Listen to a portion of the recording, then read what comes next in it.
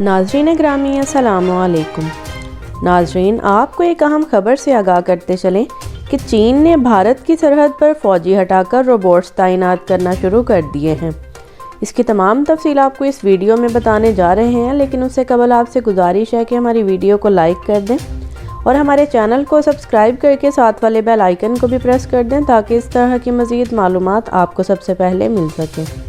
जी तो नाज़रीन, आपको बताते चलें कि चीन ने तिब्बत में भारत के बॉर्डर के साथ फ़ौजियों को हटाकर उनकी जगह मशीन गनों के साथ रोबोट्स मुतय्यन करने शुरू कर दिए हैं।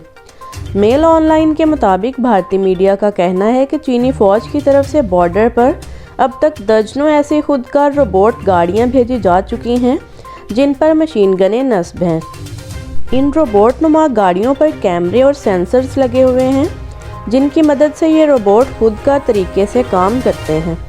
भारतीय मीडिया की तरफ से अपनी रिपोर्ट्स में बताया जा रहा है कि भारतीय फ़ौज के साथ स्टैंड ऑफ के हंगाम चीनी फ़ौज को इस इंतहाई बुलंद इलाके में कई तरह की मुश्किलात पेश आ रही थीं, जिनके पेश नज़र फ़ौजियों को हटाकर उनकी जगह ये रोबोट तैनात करने का फ़ैसला किया गया। इन रोबोट्स का नाम म्यूल 200 है, जो बुनियादी तौर पर बग़ैर इंसानी मदद के हथियार सप्लाई करने के लिए डिज़ाइन किए गए थे। ताहम इनमें मशीन गन और दीगर हथियार भी नस्ब किए और चलाए जा सकते हैं। इन रोबोट्स को मीलों दूर बैठे लोग कंप्यूटर के ज़रिए ऑपरेट करते हैं।